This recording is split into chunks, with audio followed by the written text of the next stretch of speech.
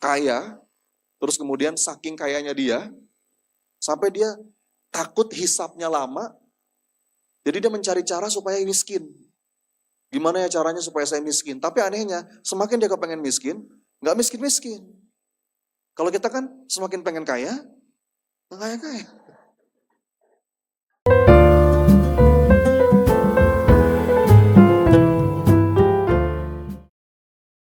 Alhamdulillah. Apa kabar ibu-ibu? Sehat ya? Biasanya ada sedikit bapak-bapak, sekarang ibu-ibu semua. Kecuali bapak operator yang pegang kamera. Alhamdulillah berbahagia sekali hari ini kita ketemu lagi di Majelis Sahabat Langit. Dan pagi hari ini kita akan mengupas satu tema yang saya sebut dengan The Happiness Journey. Atau The Journey of Happiness. Apa artinya Bu? Perjalanan menemukan kebahagiaan. Kira-kira penting gak nih bahasan kita pagi hari ini Bu? Kenapa penting?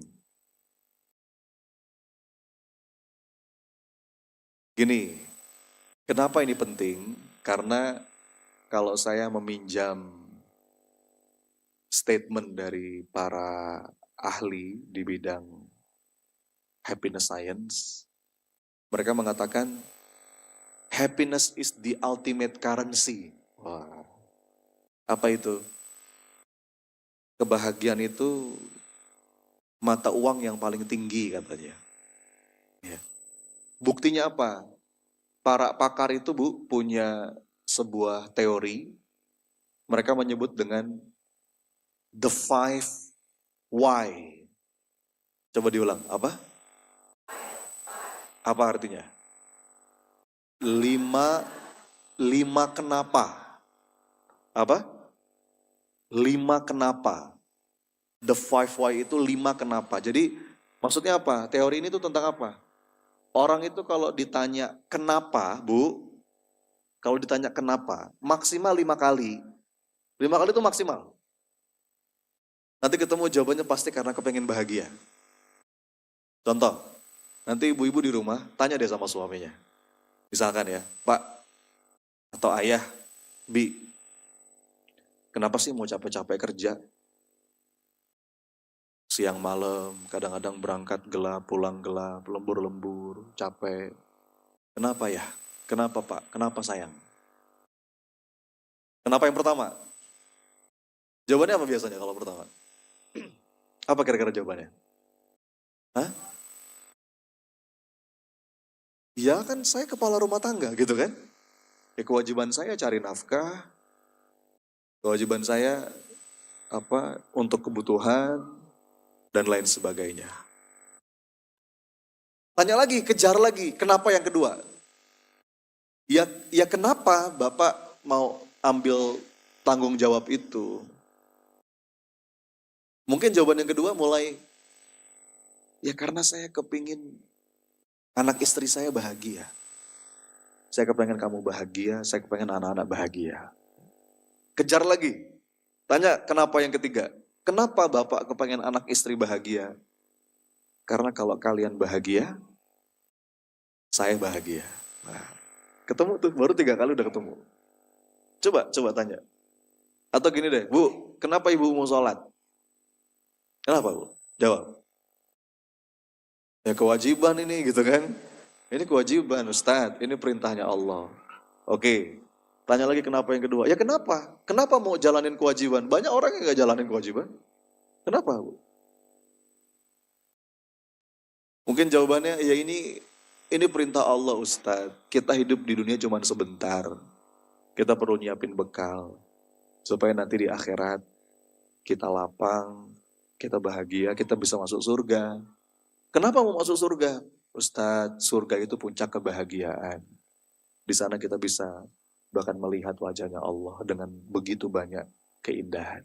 Anda lihat Bu, baru 3 kali. Jadi sadar atau enggak? Coba aja ditanya. Anda ngelakuin apapun, termasuk datang ke sini hari ini.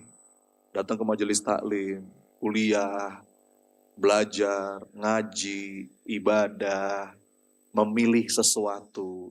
Itu kalau kita gali, kita tanya, maksimal 5 kali kalau menurut teori ini, nanti kita akan ketemu ternyata motif terdalam kita itu karena kepingin bahagia. Dan Allah tahu itu, makanya semua orang itu punya persamaan. Kalau kata Imam Ibnu Qayyim Al-Jauzi dalam kitabnya, apapun latar belakang kita, apapun warna kulit kita, dari manapun daerah asal kita, bahkan apapun agama kita, semua orang tuh punya satu persamaan. Apa itu? Sama-sama kepengen bahagia dan nggak kepengen menderita, betul ya? Itu dorongan dasar secara psikologis. Nah masalahnya ada orang yang lewat jalan yang salah, ada orang lewat jalan yang benar. Nah ini yang perlu kita bahas. Teori tentang kebahagiaan ini Bapak Ibu banyak banget, besar banget, luas banget. Dan kita akan coba mengupas beberapa intisarinya. Bagaimana kita tahu ilmunya untuk menemukan sebenar-benarnya kebahagiaan. Saya menyebutnya the happiness journey atau the journey of happiness. Gini Bu, saya mau ngasih Anda beberapa pilihan deh. Kalau seandainya saya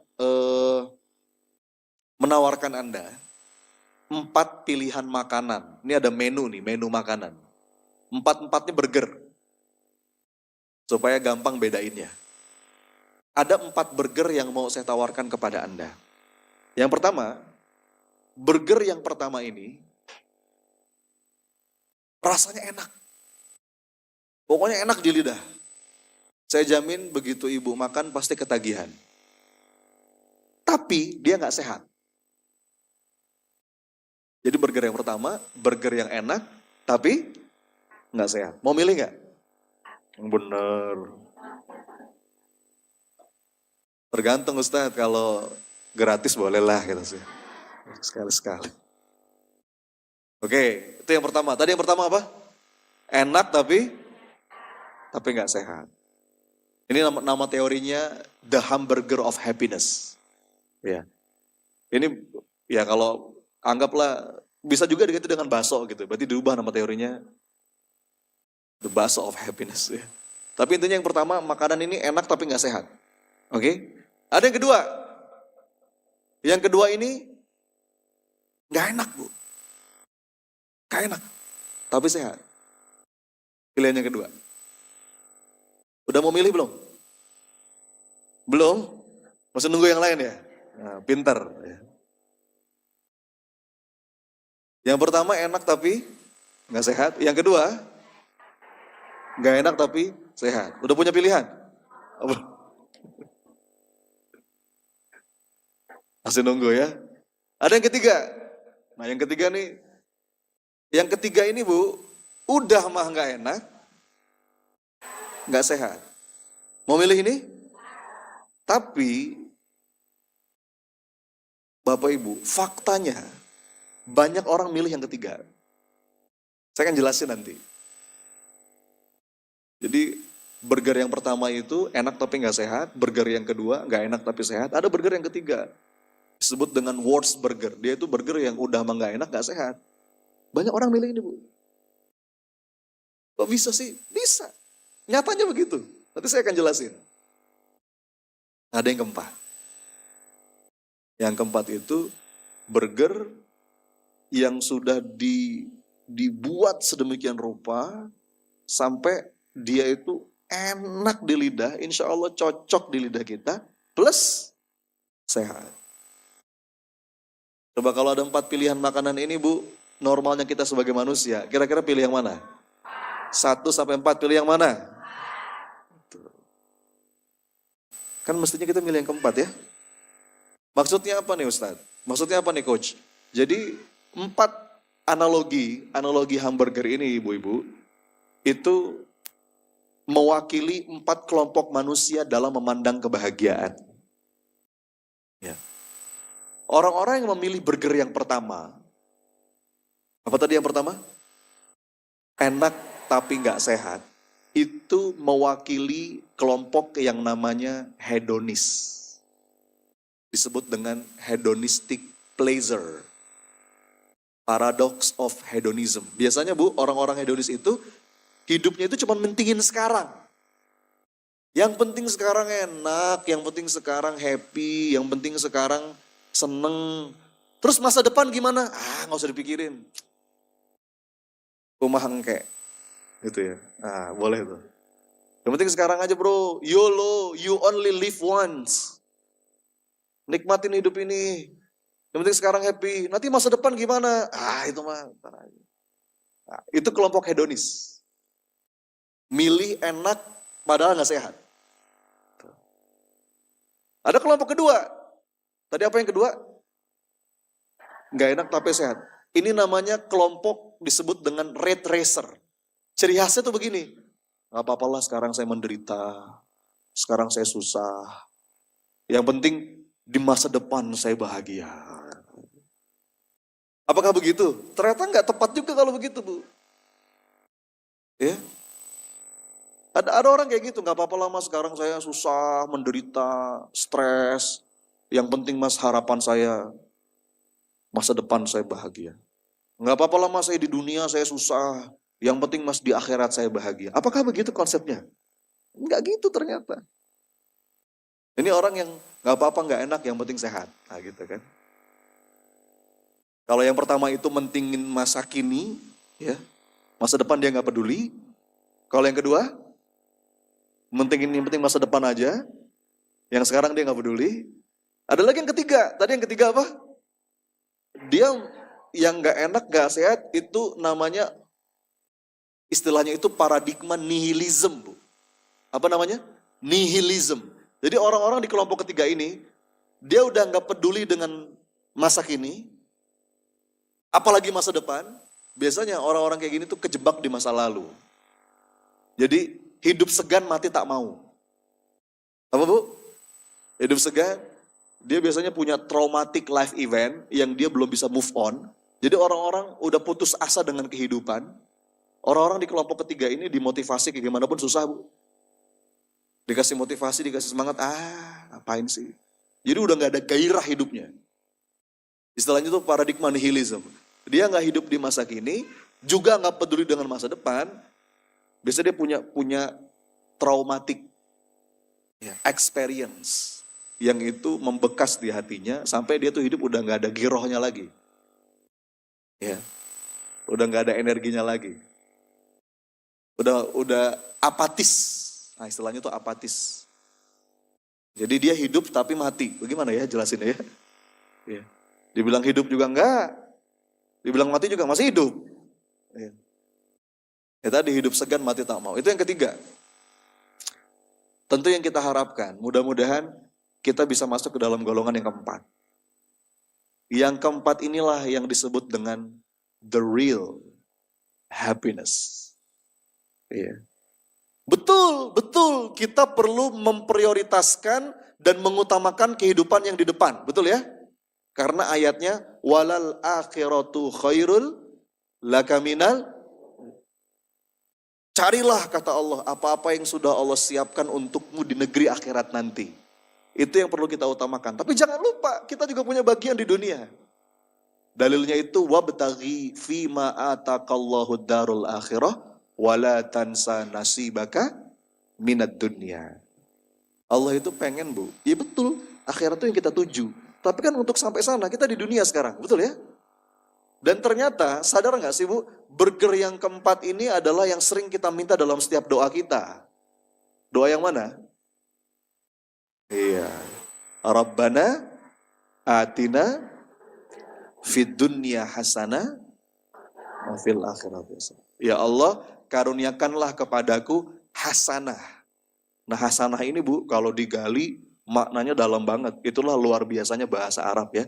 Kenapa Allah itu memilih bahasa Arab menjadi bahasa Quran. Karena bahasa Arab itu satu kata aja maknanya dalam banget. Apalagi kata-kata yang Allah pilih di Quran. Hasanah itu dalam. Hasanah itu kebaikan, kebahagiaan, kesejukan, kedamaian. Itu bisa diwakili dengan satu kata hasanah. Dan yang kita minta itu fid dunya hasanah wa fil akhirati hasanah. Jadi Bapak Ibu mudah-mudahan kalau kita ngomongin the journey of happiness. Kalau kita ngomongin perjalanan menemukan kebahagiaan, maka kita ketemu dua-duanya. Bahagia dunia, bahagia akhirat. Setuju nggak? Betul ya? Nah, ini yang perlu kita bahas. Dan ternyata Bapak Ibu, untuk mendapatkan kebahagiaan dunia, kebahagiaan akhirat, itu ada ilmunya. Makanya kata Nabi SAW, man aradad dunya fa'alaihi bil ilmi. Kalau kamu kepengen dunia, raihlah dengan ilmu. Wa man aradal akhirah fa'alaihi bil ilmi. Kalau kamu kepengen akhirat, raih juga dengan ilmu.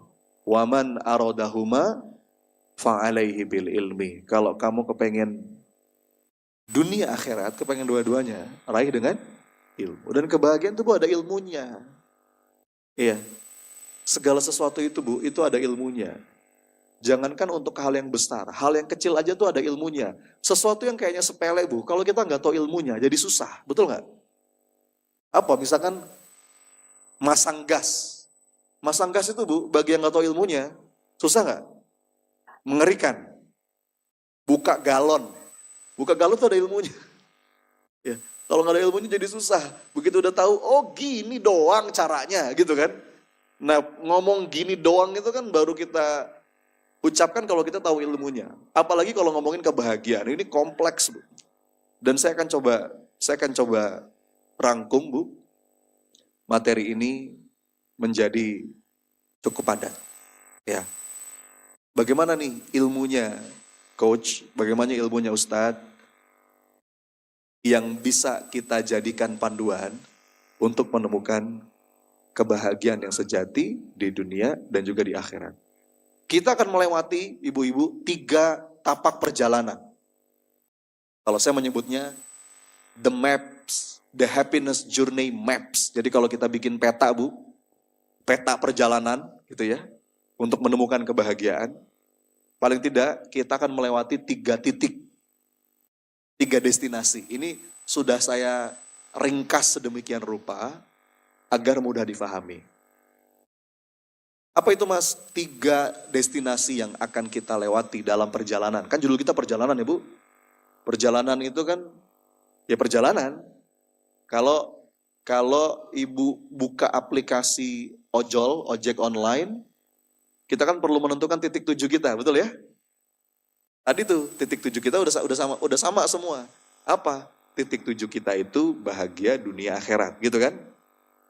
Kalau saya itu sering menggunakan kalimat sejahtera lahir batin, bahagia dunia akhirat.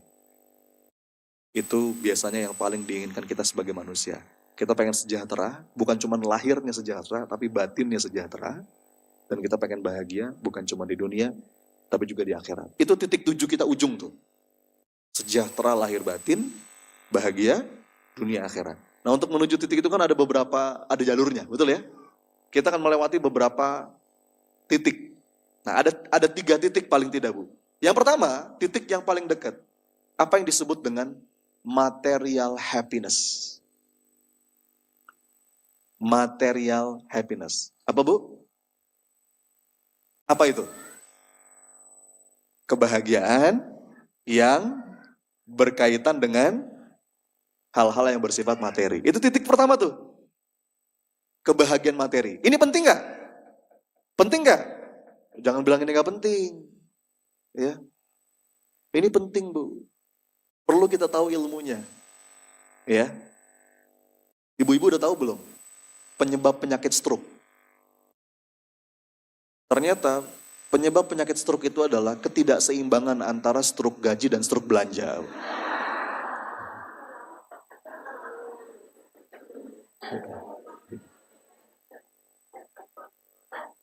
Jadi jangan bilang ini gak penting. Ini penting. Ya. Dan ini ada ilmunya. Bagaimana kalaupun kita punya materi, itu nganterin kita pada kebahagiaan. Jadi kalau titik pertama, material happiness, itu pokoknya sesuatu hal yang berhubungan dengan materi. Misalkan, ketika tanggal muda. Nah, atau kalau bagi ibu-ibu ketika baru dapat transfer dari suaminya. Itu material happiness. Sampai ada ibu-ibu yang bilang begini, Mas, kalau buat saya ungkapan paling mesra dari suami itu bukan I love you. Terus apa dong Bu? Ketika suami saya bilang, "Mah, papa udah transfer ya."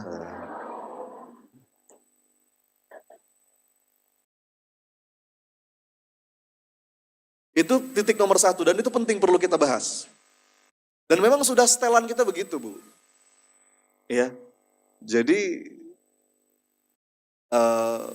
kalau menurut penelitian para karyawan gitu ya, yang memang kerja, yang dapat gaji bulanan, itu terbukti secara ilmiah. Para karyawan itu kalau tanggal muda, begitu diteliti, otaknya terbukti jauh lebih kreatif dibandingkan ketika tanggal tua. Enggak, ini saya serius. Saya serius ini. Makanya saran dari mereka, kalau kita mau meeting, apalagi meeting penting, meeting yang butuh kedalaman analisa, meeting yang butuh kreativitas, itu jangan meeting di tanggal tua. Meetinglah di tanggal, ya. Ketika dapat sesuatu, dapat hadiah, tiba-tiba dapat bonus apa gitu, itu kita nggak bisa pungkiri, kita ada kebahagiaan tersendiri, gitu ya. Mendadak wajah jadi lebih cerah, ya kan? Beda lah ya, sinar wajahnya kalau lagi banyak duit tuh ya. Itu titik pertama, namanya material happiness. Satu, kita akan bahas nanti. Nomor dua, nih kita jadi ibarat peta nih Bu. Peta dari yang sekarang menuju kebahagiaan sejati, kita melewati beberapa tahap. Tahap pertama itu material happiness, kebahagiaan materi. Nomor dua, namanya social happiness atau relation happiness. Apa itu? Kebahagiaan yang memang kaitannya dengan hubungan sesama manusia. Kalau yang pertama tadi unsurnya materi, kalau yang kedua itu hubungan. Misalkan kalau saya tuh Mas, saya tuh seneng banget kalau lagi ngumpul sama anak, lagi ngumpul sama cucu. Ah itu masuknya ke situ. Atau kebahagiaan yang kita rasa setelah kita membantu orang lain. Atau kita dibantu sama orang lain. Itu masuknya ke situ. Kebahagiaan yang kita rasa ketika dapat pujian. Ya. Misalkan dapat penghargaan apa. Jadi karyawan terbaik. Jadi pokoknya dapat pengakuan, dapat reward, dapat award. Terus kita ada happy. Nah, itu namanya kebahagiaan social atau social happiness. Gitu ya Bu? Iya, relation happiness. Jadi dalam konteks relationship. Karena banyak orang yang secara materi dia punya, tapi secara hubungan dia kosong, betul nggak? Ada yang kayak begitu? Ada. Dia punya segalanya, tapi kesepian. Ada nggak Bu? Ada. Atau sebaliknya, ada orang yang secara hubungan bagus, tapi secara materi dia kekurangan. Jadi ini saling berkaitan. Itu yang kedua. Nah, puncaknya apa yang saya sebut dengan spiritual happiness. Nah, ini puncaknya nih Bu. Coba diulang. Tadi yang pertama apa? Material happiness. Kebahagiaan dalam konteksnya terkait dengan materi. Yang kedua, kebahagiaan dalam konteks hubungan dengan orang lain, dengan keluarga, dengan teman, dengan tetangga, dengan rekan kerja, dengan partner bisnis. Kita makhluk sosial. Ini salah satu kebutuhan kita juga, ya. Tapi semua itu mestinya jadi jembatan yang mengantarkan kita pada yang ketiga. Apa yang ketiga? Spiritual happiness itu kebahagiaan yang sudah kaitannya antara kita dengan Allah. Wah, ini udah levelnya Bu, level para kekasih Allah. Hamba-hamba yang beriman. Jadi bahkan Bu, nih, orang yang sudah sampai pada spiritual happiness, di titik itu, Seseorang bisa tetap enjoy, tetap happy dalam hidupnya, meskipun dia nggak punya apa-apa, bahkan nggak punya siapa-siapa. Ini kebahagiaannya para nabi. Orang kalau sudah sampai pada spiritual happiness, Bu, dia tuh hatinya susah disakiti. Bahkan dalam keadaan dia dihina, dicaci, ditinggalkan. Entah gimana caranya, happy aja. Pengen gak Bu punya hati yang kayak begitu? Pengen gak? Sama, saya juga pengen. Jadi itu perjalanan seumur hidup. Sampai satu titik, ya Allah, mangga ya Allah. Apapun takdir hidup yang kau tetapkan untukku, enak atau enggak enak, kaya atau miskin, sehat atau sakit, dipuji atau dicaci, asal dengan itu engkau ridho kepada aku nggak apa-apa ya Allah. Ya, itu spiritual happiness. Bahkan pada satu titik Bu, kalau kita baca kisah-kisah para nabi itu ya, sampai satu titik diludahin orang sekalipun kita enjoy aja Bu. Ya, itu spiritual happiness. Allah udah betul-betul ada di hatinya. Ya, sudah terpercik sifat Allah yang Maha Rahman dan Maha Rahim. Disakiti orang sekalipun, bahkan dia balas dengan kebaikan. Itu titik spiritual happiness. Di ujungnya tuh ke situ nanti. Ya. Artinya orang kalau sudah sampai spiritual happiness, dia akan jadi manusia segala musim. Mau musim hujan, mau musim panas, musim durian, musim rambutan, musim mangga, semuanya indah. Asal dengan itu Allah bersamaku, maka aku baik-baik saja. Ya. Dulu Sayyidina Ali itu pernah dikabarin sama Rasulullah, wahai Ali, nanti kamu akan mendapatkan ujian yang begitu berat dalam hidupmu. Pertanyaan Sayyidina Ali cuma satu aja. Ya Rasulullah, pada saat itu terjadi, apakah aku bersama Allah? Jawaban Nabi, iya. Kalau gitu ya Rasulullah, aku gak peduli. Marhaba.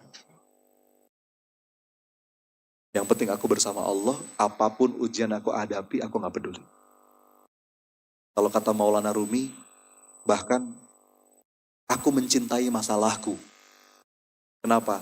Karena aku tahu yang mengizinkan masalah ini hadir dalam hidupku juga mencintaiku. Jadi di level spiritual happiness tuh Bu, itu bukan hanya menerima masalah, bukan hanya ridho, tapi bahkan mencintai masalah. Itu next level. Makanya hamba-hamba Allah yang beriman itu mestinya gak banyak galau dalam hidupnya. Hidupnya happy. Ini perlu kita latih Bu. Kan sering saya sampaikan ya, makanya senyum itu Bu, senyum itu bukan perkara kecil. Kadang-kadang kita nganggap remeh senyum.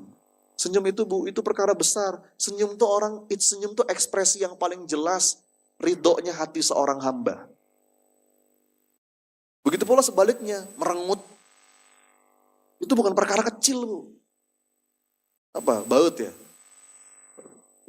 Itu kayak apa ya? Kayak menunjukkan dia tuh kayak nggak ridho dengan takdir ketetapan Allah. Ditekuk mukanya. Ya. Coba sekarang lihat kanan kiri sampai senyum. Ayo Bu.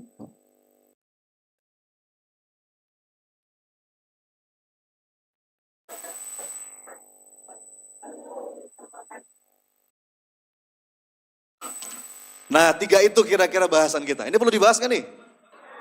Perlu dibahas. Ini sebenarnya kalau ngebahas ini panjang nih Bu.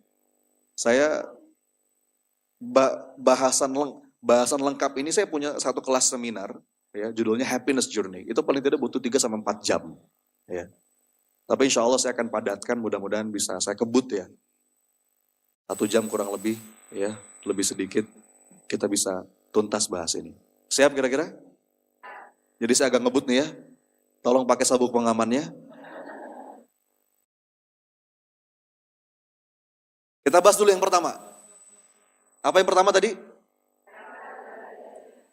material. Ini yang pertama. Kebahagiaan yang sifatnya. Nah, untuk membahas yang pertama, saya mau mengajukan dulu sebuah pertanyaan. Tolong jawab. Pertanyaannya begini. Apakah uang bisa membeli kebahagiaan? Saya ulang ya. Apakah uang bisa membeli kebahagiaan? Jawabannya bisa.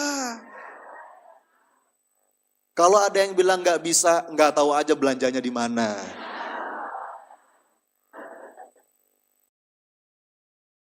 Bu, punten ya. Jangankan beli kebahagiaan dunia.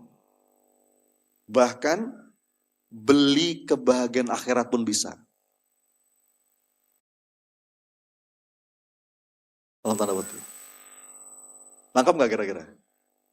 Kalau kita baca kisah para sahabat, Bu, kita akan menemukan para sahabat itu adalah generasi yang dengan harta yang mereka miliki, mereka membeli kebahagiaan akhirat. Ya. Ada dulu di zamannya Nabi, saya lupa siapa namanya ya.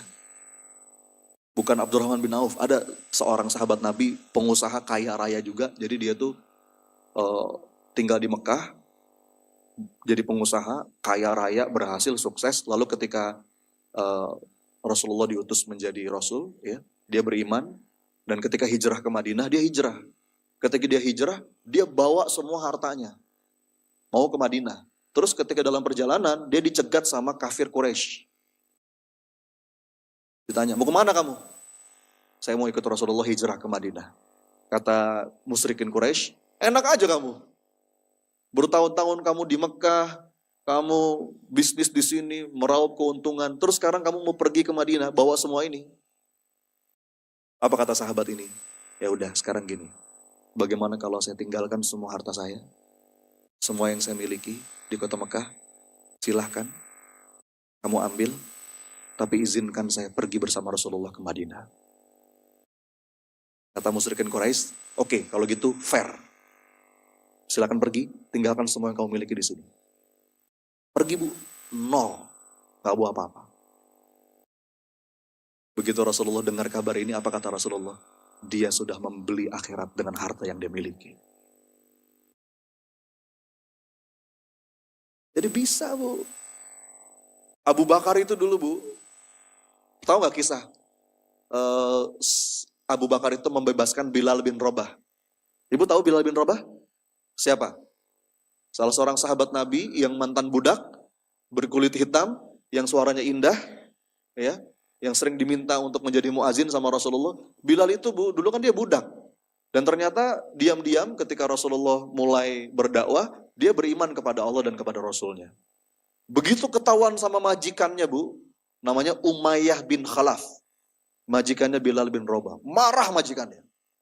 Begitu tahu Bilal beriman kepada Rasulullah, masuk Islam, marah. Bilal disiksa, Bu. Anda tahu gimana disiksanya? Nggak pakai baju, kakinya diseret, diikat di kuda. Dia tiduran, kudanya lari cepat. Anda bayangin. Di tengah panas teriknya Mekah. Bukan panasnya Bogor, Bu. Panasnya Mekah. Saya kemarin waktu hajian, 50 derajat itu di Arafah. Saya pakai sendal jepit sampai meleleh gitu. Anda bayangin. Ya. Terus nggak cukup sampai di situ, ditindih batu besar. Di tengah terik matahari. Disuruh kafir. Mengingkari Allah dan Rasulnya. Bilal gak mau. Cuman berucap, ahadun ahad. Ahadun ahad. Menurut beberapa riwayat, sebetulnya dia pengen baca surat Qul huwallahu ahad. Tapi belum hafal. Jadi cuman baca ahadun ahad. Ahadun ahad. Abu Bakar, Bu, ngelihat itu gak tega dia. Apa kata Abu Bakar? Umayyah, hentikan. Bebaskan dia. Aku beli. Berapa harganya? Kan budak kan. Umayyah itu, Bu, dia asal jeplak. Dia asal jeplak. Dia gak punya kepentingan. Bahkan pengen dibunuh kalau perlu nih budaknya. Apa kata Umayyah? Kamu mau beli? Oke, kalau kamu mau beli, sekian ukiyah. Disebut sebuah harga. Menurut beberapa kajian, Bu, itu kalau dirupiahkan, sekitar 300-an juta. Kalau dirupiahkan hari ini, 300 juta. Ya. Abu Bakar nggak pakai nawar, Bu. Ya, dia merasa ini saudara seiman, harganya nggak ternilai. Apa kata Abu Bakar? Deal. Dibawa ukiyah tuh emas gitu, kayak kantong-kantong emas. Ya. Dibawa sekian kantong emas. Nih. Akhirnya dibebaskan Bilal itu. Keesokan harinya, Bu, Abu Bakar itu dibully habis-habisan sama musyrikin Quraisy. Diketawain. Katanya dasar orang bodoh katanya. Mau-maunya keluar uang segitu banyak buat budak yang cuman kayak begini. Dasar bodoh Abu Bakar gitu. Sampai ada kalimat begini, tujuannya supaya bikin Abu Bakar nyesal. Apa kata Umayyah? Abu Bakar, ini maaf nih ya, sebenarnya harganya nggak segitu. Saya tuh kemarin cuma asal nyebut aja, kamu mau-maunya. Sebenarnya ya, harga aslinya itu cuma sekian. Disebutlah cuma 10% dari itu. Jadi kalau 300 juta, sebetulnya itu cuma 30 juta juga saya lepas. Sampai diketawain. Tujuannya supaya Abu Bakar nyesel. Ibu tahu nggak jawaban Abu Bakar apa? Apa kata Abu Bakar? Wahai Umayyah, seandainya kemarin kamu menyebut angka 10 kali lipat dari itu, aku pun akan bayar. Sekarang siapa yang nyesel?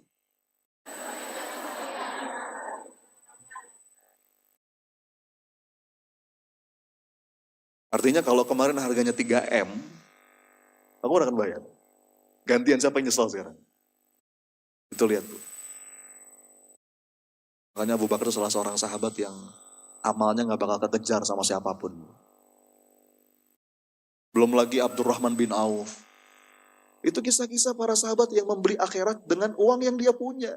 Jadi apakah uang bisa membeli kebahagiaan? Bisa, saya pastikan. Ya. Baik itu kebahagiaan dunia maupun kebahagiaan akhirat. Kalau caranya benar. Nah sekarang kita pengen bahas ilmunya. Mau tahu nggak Bu, ilmu? Bagaimana uang yang kita punya, materi yang kita punya, itu bisa nganterin kita pada kebahagiaan. Mau tahu nggak? Nah, ini kajiannya panjang Bu. Ada banyak riset tentang ini. Saya mengutip diantaranya ada satu kajian tentang happy money. Disebut dengan happy money. Jadi, the science of smarter spending. How money can buy happiness if we spend it right. Waduh. Apa tuh bahasa Sundanya ya? Jadi bagaimana uang itu? Bagaimana uang itu bisa membeli kebahagiaan kalau spending kita tepat. Ini bukan kata saya Bu, ini menurut kajian ilmiah. Ya. Jadi ternyata sebetulnya nasihat para ulama itu tuh luar biasa gitu. Dan terbukti secara ilmiah. Ada beberapa prinsip, saya bahas 2 aja deh. 1, kata mereka Bu, nih ini ilmu yang bisa kita pakai ya. Uang itu akan bisa membeli kebahagiaan. Yang pertama, kalau kita gunakan untuk membeli pengalaman, bukan beli barang. Itu prinsip yang pertama. Jadi, by experience. Coba diulang, apa? Oh, ini mohon maaf ya, saya pakai istilah bahasa Inggris gak apa-apa ya. Nanti tinggal diartikan aja. By experience itu apa? Beli pengalaman, bukan beli barang.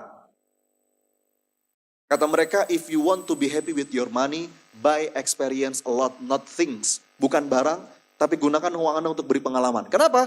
Karena kalau uang yang kita belikan untuk beli barang, itu cuma ngasih kita kebahagiaan bentar.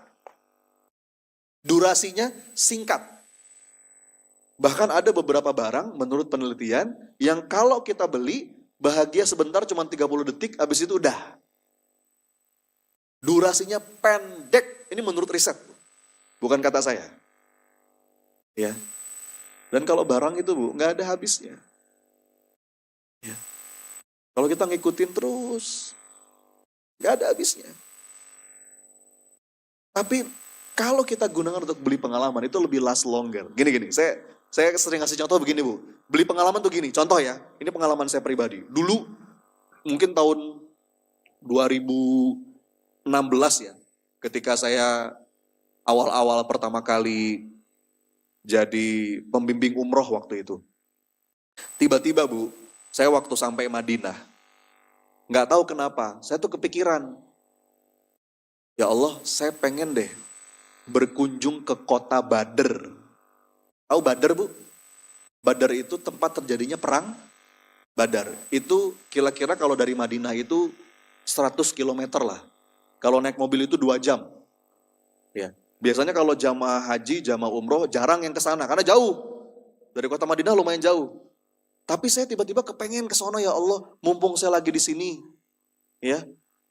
Pengen saya berkunjung ke kota Badar. Saya pengen berziarah ke makam para syuhada Badar. Saya nanya sama ustadz di sana. Saya bilang, "Ustadz, kalau mau ke Badar gimana ya caranya?" Dia jawab, "Gimana ya Mas? Yang paling gampang masuknya sewa taksi aja." Sewa taksi sama supirnya. "Berapa Ustadz?" Disebut tuh sama dia, sekian ratus real. Saya hitung-hitung kalau dirupiahkan sekitar 3-4 juta Bu. Waktu itu Bu, terus terang, saya nggak punya duit. Saya nggak punya duit, saya sedang bertugas dampingi jamaah umroh. Ya duit saya cuma segitu-gitunya lah gitu. Saya bilang, lumayan ya. 3-4 juta ini kalau dibeliin oleh-oleh banyak nggak Bu? Banyak.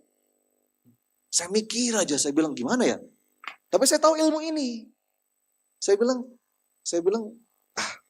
belum tentu saya ada kesempatan lagi ke sini. Nah, bismillah deh. Berangkat. Saya bilang sama Ustadz itu, "Ustadz, bismillah Ustadz, tolong cariin Ustadz supirnya. Kalau bisa orang Indonesia supaya bisa ngobrol." Cari nama dia taksi sama supir. Jadi jamaah sampai Madinah, jamaah istirahat, saya nggak istirahat, saya langsung ke Badar. Saya berangkat habis zuhur, 2 jam perjalanan, balik lagi sekitar habis Isya. Itu Bu, di sana, saya nggak ngapa-ngapain. Ngapain saya di sana? Cuman saya datang Bu, saya berdiri di sebuah tanah lapang, yang menurut beberapa kajian, diyakini disitulah tempat peperangan Badar terjadi. Ada sebuah masjid namanya Masjid Al-Arish, masjid tenda, karena Rasulullah waktu perang Badar bikin tenda di situ. Saya datang ke situ Bu, cuman saya berdiri, saya pejamkan mata saya hirup udaranya.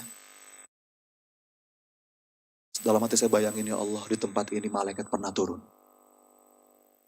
Saya bayangin ketika perang itu terjadi. Di tempat ini engkau menolong pasukan muslimin mengalahkan musyrikin Quraisy. Ya. Dah, foto, dah. Geser sedikit ke makam para syuhada. Saya berdoa di situ. Geser sedikit, saya ke Jabal Malaikah. Ada gurun, gunung, putih, bersih, pasirnya. Kata menurut beberapa kajian, disitulah tempat malaikat turun. Udah gitu doang Bu. Habis itu pulang lagi. 3 juta. Saya pulang umroh mungkin gak bawa banyak oleh-oleh. Karena duit saya habis. Tapi saya bawa apa? Saya bawa pengalaman. Sejak saat itu, kalau saya dengerin Ustadz lagi cerita tentang perang Badar, saya tahu suasana. Saya pernah ke sana. Ya. Jadi uang yang kita beliin buat pengalaman itu Bu, itu lebih last longer kebahagiaannya. Ya.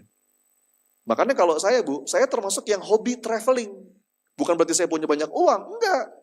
Apalagi ada perintahnya Allah dalam Quran. Qul siru fil ardi fangzuru kaifa kana akibatul mukadzibin. Menjelajahlah ke muka bumi. Afalam yasiru fil ardi fatakuna lahu qulubu yaqiluna biha. Traveling itu bisa menghidupkan hati. Saya itu bukan berarti saya banyak uang Bu, tapi saya memang kalau ada nilai sejarah di situ, saya datengin. Saya ke Aqsa, saya ke Jejak Usmani di Turki, Petra, ya. Jadi itu experience. Beli pengalaman. Gunakan uang Anda untuk beli pengalaman. Kalau beli barang Bu, secukupnya aja. Kalau emang butuh, beli. Tapi landasannya itu butuh, bukan ingin. Hati-hati nih. Karena keinginan itu suka nyamar seakan-akan butuh. Padahal kita nggak butuh, kita cuma kepingin aja. Kalau butuh Bu, beli walaupun mahal. Rasulullah itu Bu, untanya terbaik. Mahal. Baju perangnya terbaik. Mahal. Kudanya terbaik. Tapi rumahnya kita tahu Rasulullah rumahnya kayak gimana. Makannya Rasulullah kayak gimana. Ya. Jadi barang itu, kalau barang itu secukupnya, karena itu hisapnya lumayan nanti. Ya. Ada salah seorang murid yang berkunjung ke rumah gurunya, jauh sekian ratus kilometer. Begitu dia sampai di rumah gurunya, dia kaget. Kenapa? Rumah gurunya itu sederhana dan minimalis gitu ya. Maksudnya nggak banyak perabot, nggak banyak barang, cenderung kosong gitu. Muridnya nanya, "Guru, barang-barangmu mana? Kok nggak ada?" Karena sederhana sekali. Apa jawaban gurunya? Nanya balik kepada muridnya. Apa kata gurunya? "Nak, wahai muridku, kamu sendiri, barang-barang kamu mana?" Muridnya bilang, "Loh, kan saya musafir guru. Saya lagi safar. Ya ngapain saya bawa banyak-banyak barang? Berat-beratin aja." Apa kata gurunya? "Sama, aku juga musafir." Bukankah dalam hidup ini kita musafir, Bapak Ibu? Jadi prinsip pertama, kalau kita ingin menemukan kebahagiaan dalam konteks materi, menurut beberapa kajian, ya, gunakan untuk beli pengalaman. Bukan beli barang. Beli barang boleh. Pastikan kita butuh. Ya. Selebihnya, pengalaman. Bukan beli karena ingin. Ya. Butuh, bermanfaat, beli. Bukan karena ini. Itu yang pertama, Bu. By experience. Itu ilmu yang pertama. Yang kedua, dikonfirmasi oleh banyak para peneliti, ternyata ibu-ibu, uang itu justru akan memberikan kita kebahagiaan ketika kita belanjakan untuk bantu orang. Ini yang ngomong bukan ustadz, yang ngomong para peneliti. Kata mereka, invest on others. Ya, invest on others. Ketika uang itu Anda gunakan untuk ngebahagiain orang, membelanjakan kebutuhan orang, itu Anda akan mendapatkan yang namanya material happiness. Ya. Termasuk neraktir orang. Ayo Bu, jangan suka berat kalau neraktir temen tuh. Ya. Makanya saya tuh punya hipotesa Bu, orang yang jarang senyum biasanya jarang neraktir.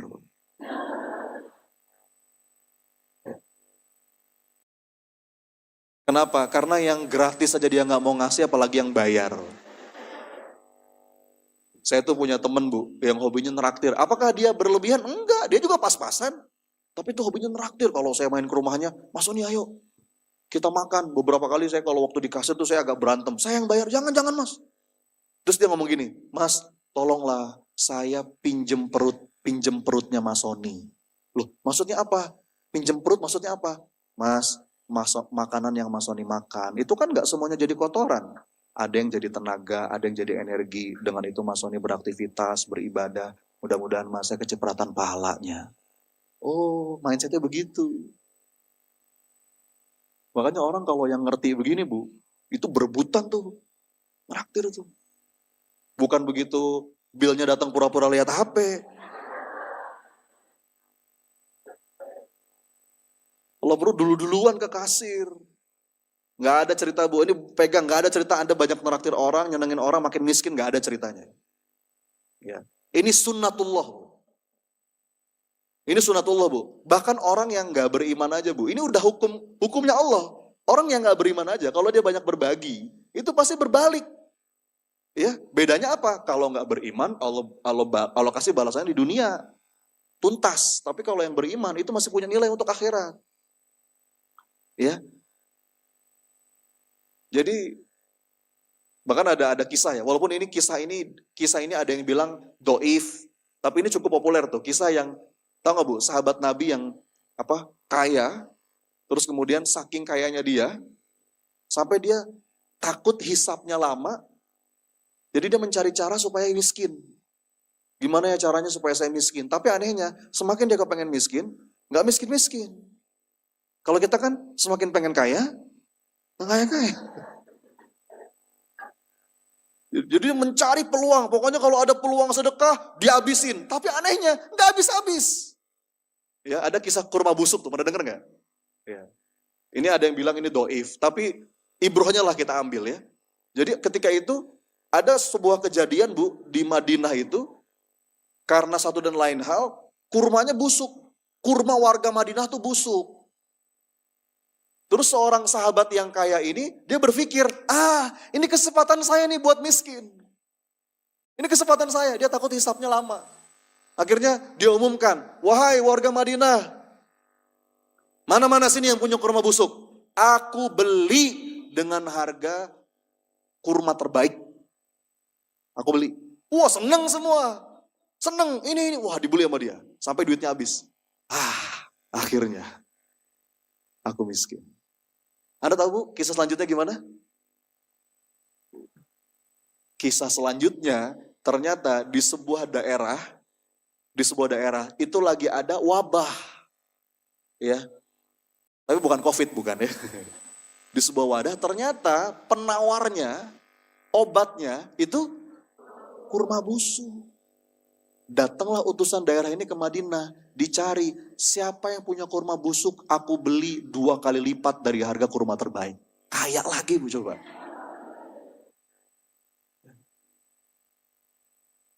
Maksud saya apa Bu? Lepas, gak kemana-mana demi Allah. Ya. Belanjakan kebutuhan orang.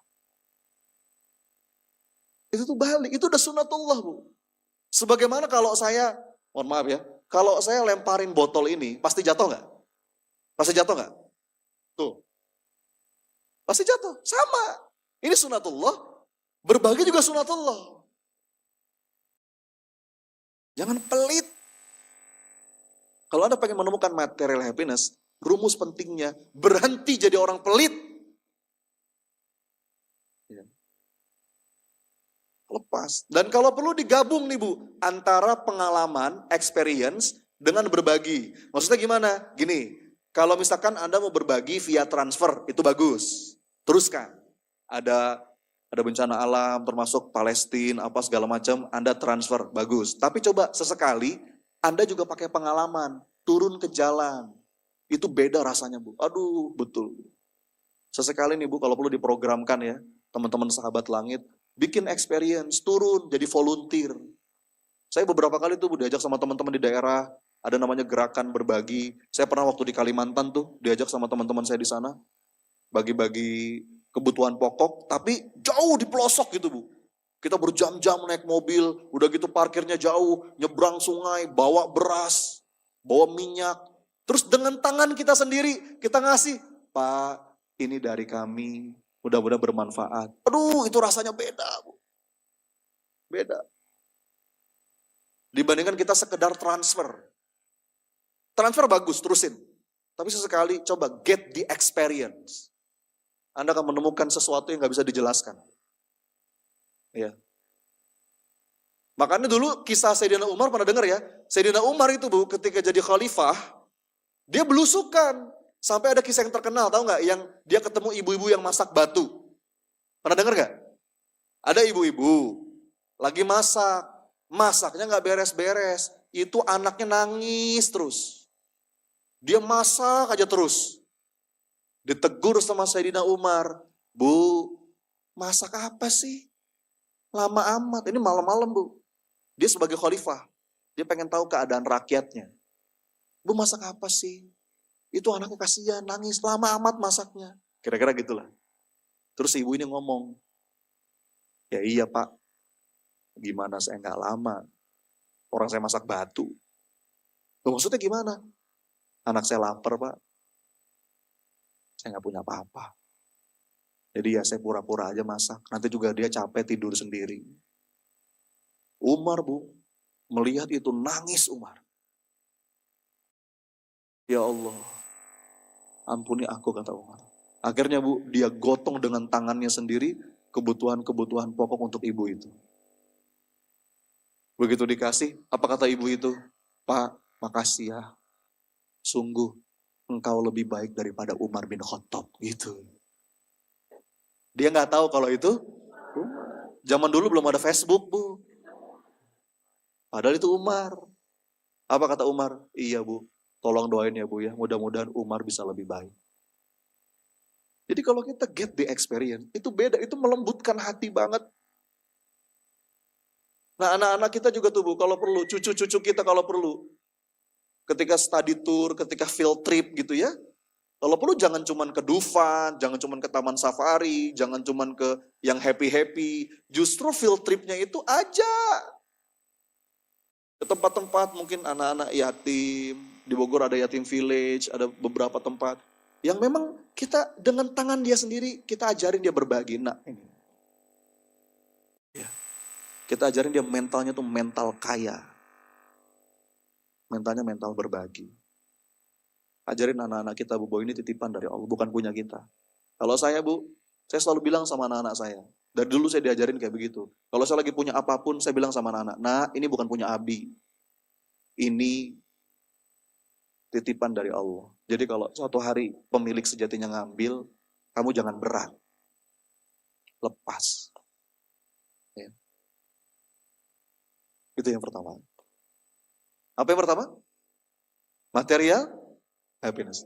Ada dua prinsip untuk menemukan material happiness. Masih ingat? Apa yang pertama? Buy experience atau beli pengalaman.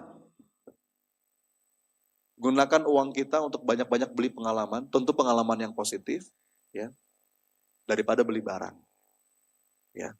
Dan yang kedua, invest in others. Gunakan uang Anda untuk ngebahagiain orang, belanjain kebutuhan orang. Ya Bu ya, Anda akan menemukan kepuasan batin yang susah dijelasin. Itu ilmunya. Yang kedua, apa yang kedua? Social happiness. Kita lanjutkan nih. Lanjut. Yang kedua sekarang. Terus yang kedua gimana nih Ustadz? Ilmunya, kalau tadi material happiness.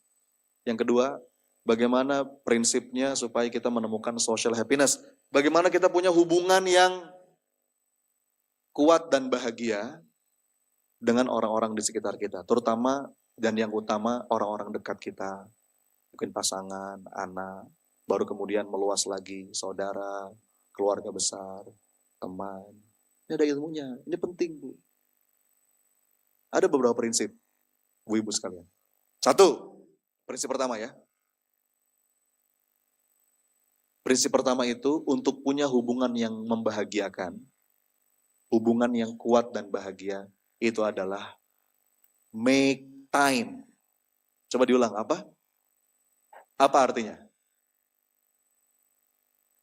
Luangkan waktu untuk memang dengan sadar Anda menjalin hubungan dan membangun kenangan indah dengan orang-orang terkasih.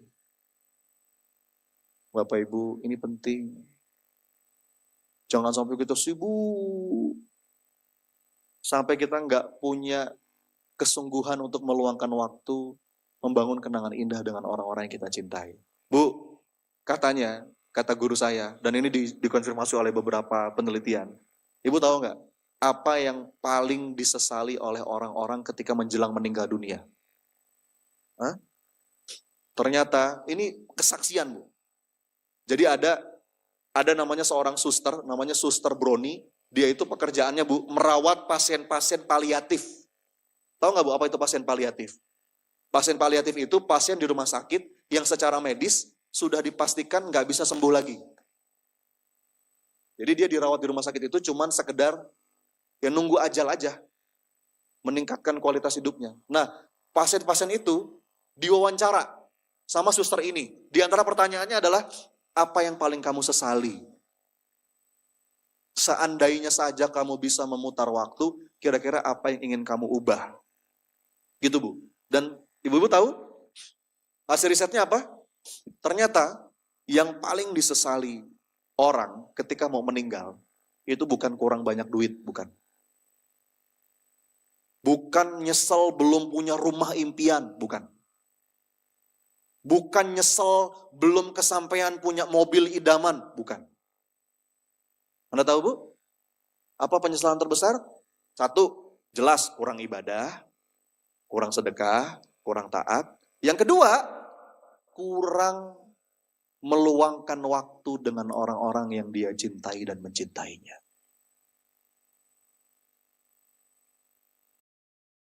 Bunda-bunda sekalian, jangan sampai kita di akhir usia tuh jadi kesepian. Saya punya, ini kisah nyata Bu, punya seorang kawan, pengusaha, kaya Bu, kaya, duitnya banyak. Suatu hari, beliau sakit, kanker, dirawat di Darmais. Itu Bu, nggak usah ditanya. Di rumah sakit, waduh, kamarnya bagus, VVIP, pokoknya mewah lah, udah kayak hotel. Tapi seminggu, 2 minggu dirawat, Anda tahu nggak? Ada pemandangan yang aneh. Anehnya gimana? Nggak kelihatan satupun keluarganya ada yang jenguk. Maksudnya anaknya, nggak ada. Dia berdua aja sama asistennya. Begitu diajak ngobrol, tahu-tahu dia ngomong gini, Mas, ini salah saya. Loh, salah kenapa Pak? Dulu Mas, waktu saya muda, saya tuh sibuk cari uang. Sampai saya nggak pernah punya waktu buat anak-anak saya. Ketika anak-anak saya ada pertemuan apa di sekolah, oh saya meeting Mas. Ketika anak saya ada pertunjukan atau pentas, saya lagi di luar negeri Mas. Ketemu klien penting. Anak saya ada pertandingan bola, saya sibuk Mas. Sekarang Mas, ketika saya udah tua, saya butuh mereka, saya dibales. Mereka pun sibuk dengan urusannya masing-masing.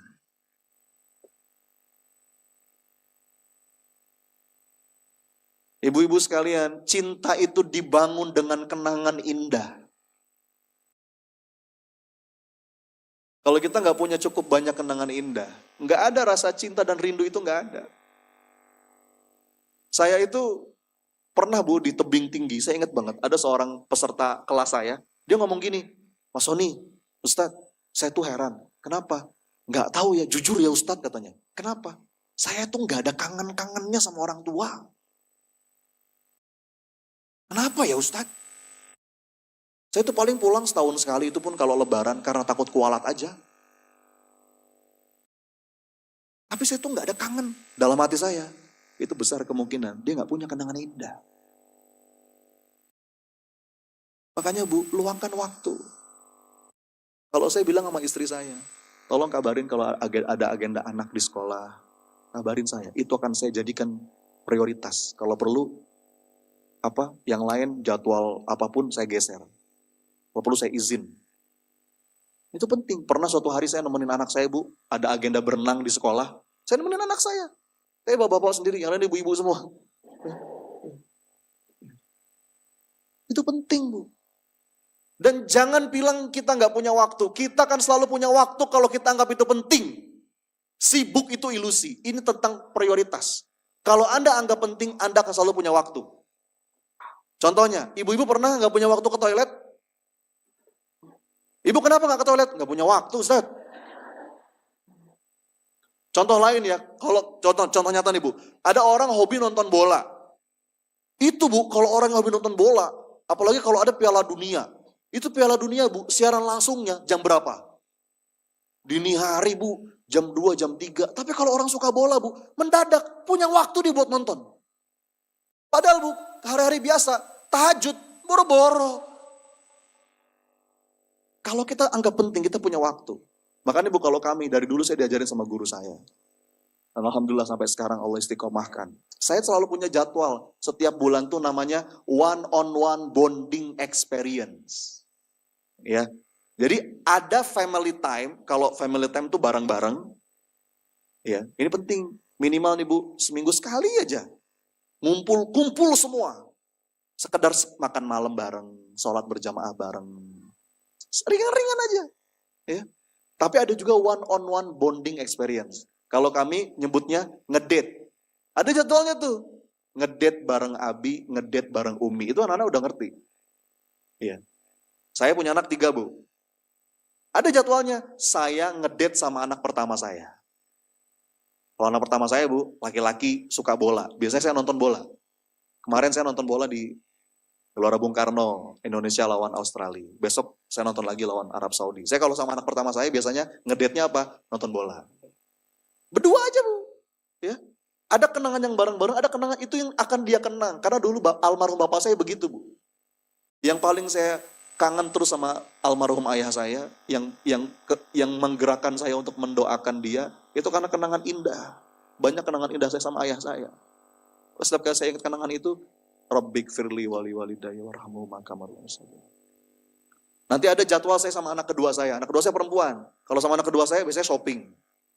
Ya beli mainan gitu loh, Bu. Makan. Gak usah mulu makan pecel lele pinggir jalan. Berdua. Dan ketika berdua itu, Bu, ngobrol. Jangan pakai main handphone. Gimana, Nak? Ini beli es krim yuk. Sama anak ketiga saya juga sama. Perempuan juga jalan. Nanti ada masanya anak-anak titip di neneknya. Saya sama istri saya ngedate. Itu penting. Coba saya mau nanya nih. Apalagi pengantin-pengantin lama nih. Kapan terakhir kali Anda ngedate sama pasangan Anda? Penting, Bu.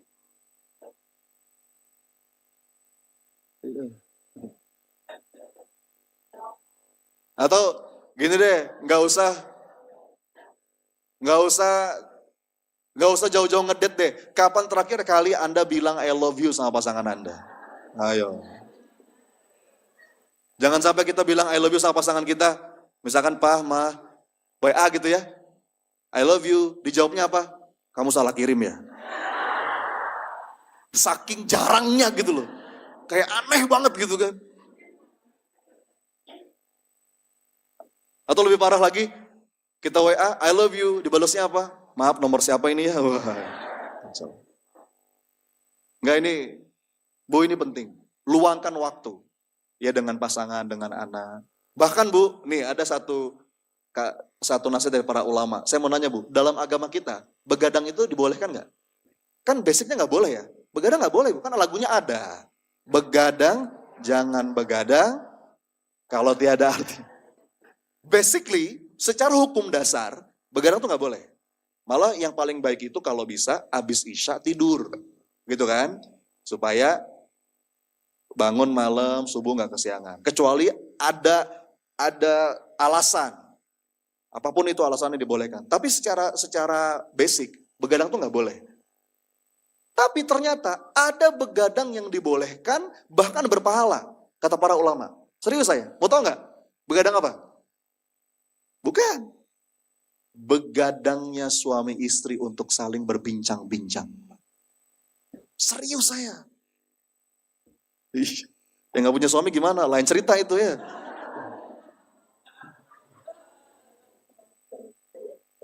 Poin saya apa? Poin saya itu, Bu, jalin sama anak. Jangan sampai kita asing sama anak kita sendiri. Berjarak. Ada orang begini, Ustadz, anak saya ini udah remaja kok. Sekarang tuh udah gak mau cerita sama saya. Tiba-tiba jadi tertutup. Itu gak tiba-tiba. Jarak itu Anda bangun. Makanya jalin hubungan. Dengerin bagaimana cara bikin tabungan emosi.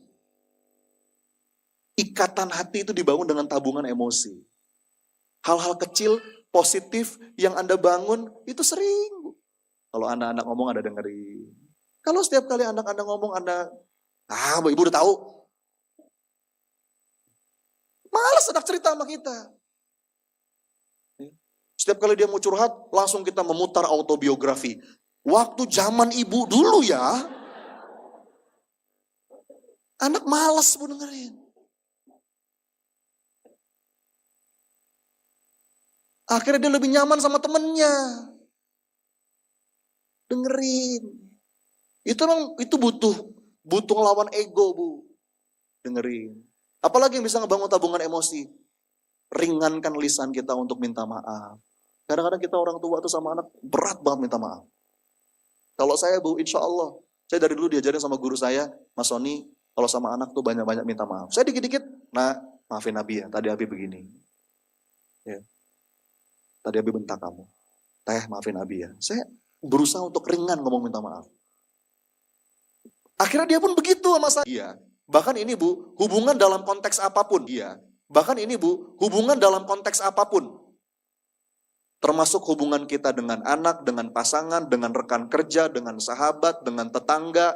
Hubungan kita dalam konteks apapun, kalau kita pengen punya hubungan yang kuat dan bahagia, pahami matematika cinta. Matematika cinta itu apa? Riset dari seorang profesor, namanya John Gottman. Dia itu meneliti ribuan pasang. Pokoknya dia meneliti ribuan relationship. Ternyata rahasia yang membuat hubungan itu bahagia, rumusnya selalu sama. Rumusnya apa? 1:5. Coba diulang, berapa? Saya akan jelaskan. Berapa? 1? Coba, tangan kiri 1, tangan kanan 5. Coba disebut, 1:5. Sekali lagi. Maksudnya apa Ustaz? Nih Bu, matematika cinta itu begini. Yang membuat hubungan itu kuat dan bahagia, itu rasionya.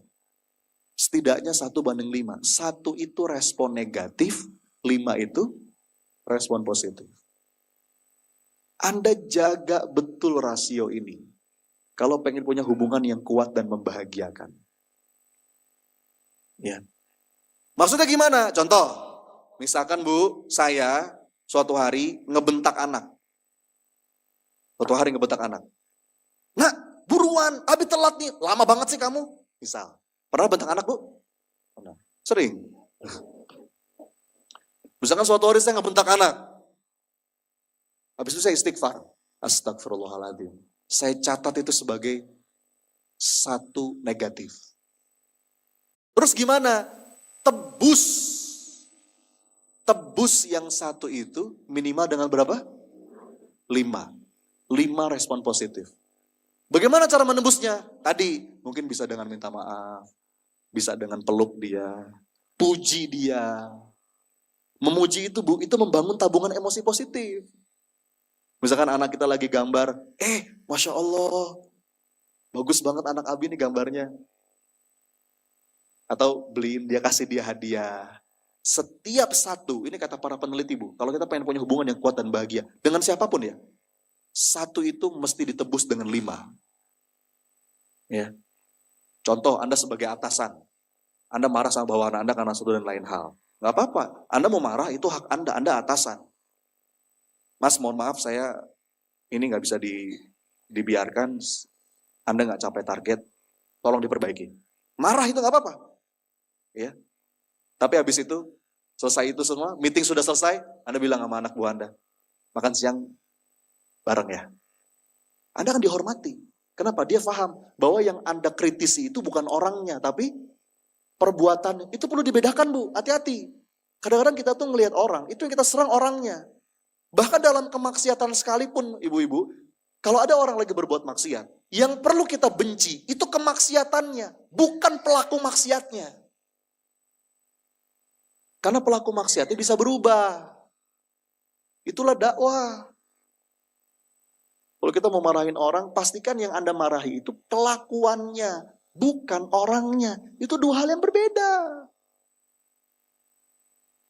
Ya, kadang-kadang kita suka ngasih label, ya, sama anak. Misalkan dia nilainya jelek, kita langsung nge-label dia, dasar pemalas kamu. Bahaya itu Bu. Itu kita nyerang orangnya. Beda nggak Bu? Pemalas sama lagi malas, beda nggak? Kalau lagi malas namanya manusia kadang-kadang malas, ya. Tapi kalau pemalas, Anda udah label orang. Enak, lebih rajin lagi anak ya. Nah gitu. Jadi setiap 1 negatif balas dengan 5. Kenapa harus 5 Bu? Kenapa nggak 1:1 aja? Ada yang tahu nggak? Karena nggak cukup. Menurut teori otak, ini perhatikan ya. Menurut teori otak kita itu lebih lekat dengan sesuatu yang negatif. Itu nempel seperti lem, seperti velcro. Tapi kalau yang positif seperti teflon. Tahu teflon Bu? Teflon itu apa? Licin, gampang lupa. Nih, saya punya segelas air putih nih Bu. Segelas air putih, saya tetesin setetes aja tinta warna biru.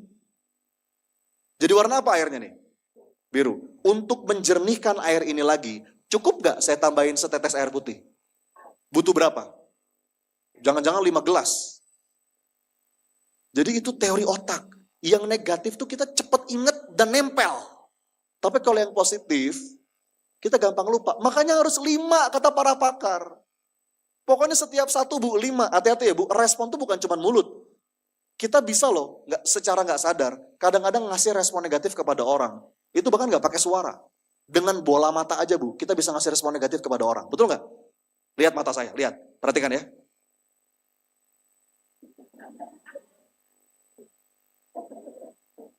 Itu saya nggak pakai ngomong Bu. Tapi itu ngasih respon negatif sama orang. Sama pasangan, mungkin kita nggak sengaja Bu, ada kalimat-kalimat kita mungkin yang nggak sadar kita merendahkan suami misalkan ya. Sadar itu, oh saya harus tebus dengan 5. Puji dia, hargai apa yang dia lakukan. Sama tetangga, ngasih. Makanya kata Rasulullah, tahadu tahabu, sering-sering ngasih hadiah supaya engkau tumbuh rasa cinta. Sama teman, abu. Ini teman-teman majelis taklim Sahabat Langit kalau perlu bikin program saling ngasih hadiah. Itu ngasih cinta. Numbuhkan rasa cinta. Ibu sekedar ngirimin martabak gitu loh, pesan Gojek aja. Bu, saya barusan ngirim martabak ya. Itu luar biasa Bu. Ya, rasa cinta itu dibangun karena sering ngasih hadiah. Ya, sering-sering berbuat baik. Kunci hubungan yang kuat dan bahagia itu, kata para pakar, small things often. Waduh. Apa artinya? Yang kecil tapi sering. Itu kunci hubungan yang kuat dan membahagiakan. Bukain pintu. Rasulullah aja dulu Bu, nyontohin sama Ibunda Aisyah. Kalau mau naik kuda, Rasul hadirkan pahanya, naik. Puji dia.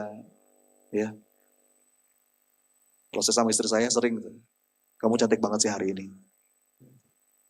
Itu hal kecil. Ya. Ya.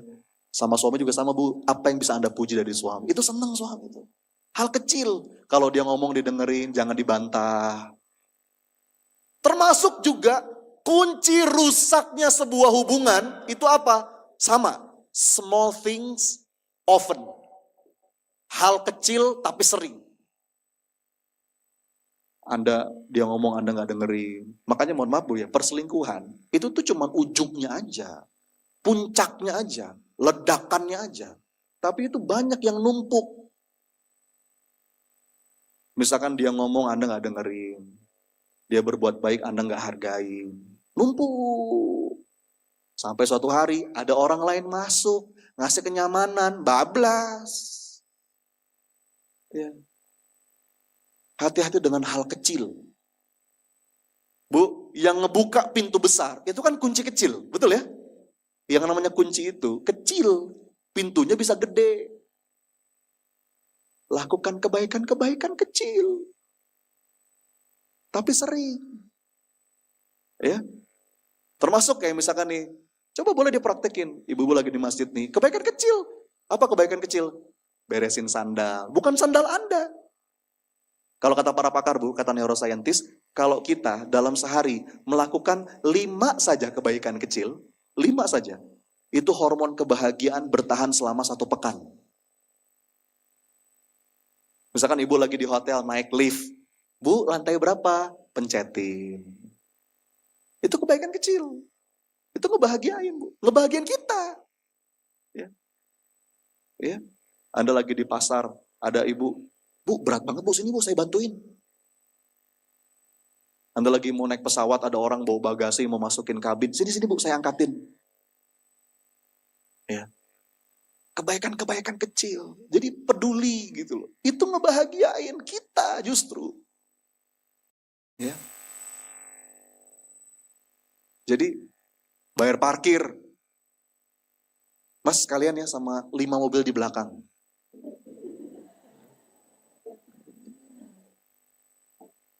Itu membahagiakan. Yuk sekarang kita praktekin. Boleh menghadap ke sebelah sana? Menghadap ke sebelah sana? Semuanya menghadap ke sebelah sana. Pegang pundak teman yang di sebelahnya. Berikan pijatan yang terbaik. Ayo, Insya Allah.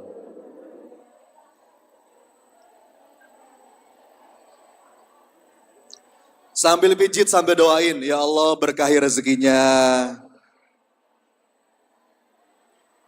Ampuni salah-salahnya.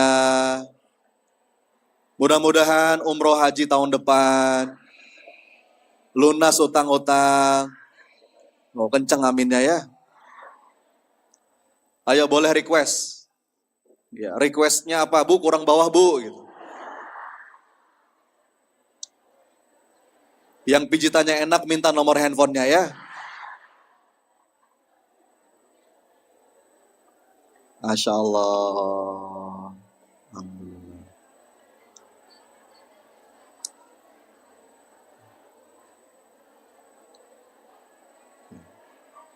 Oke, putar balik gantian, putar balik.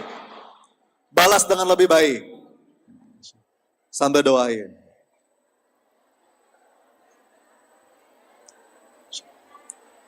Kalau perlu sampai bunyi,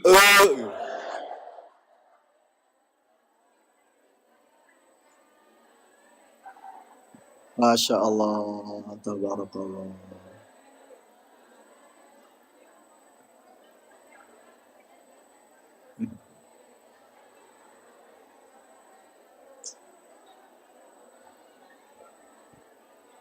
Alhamdulillah.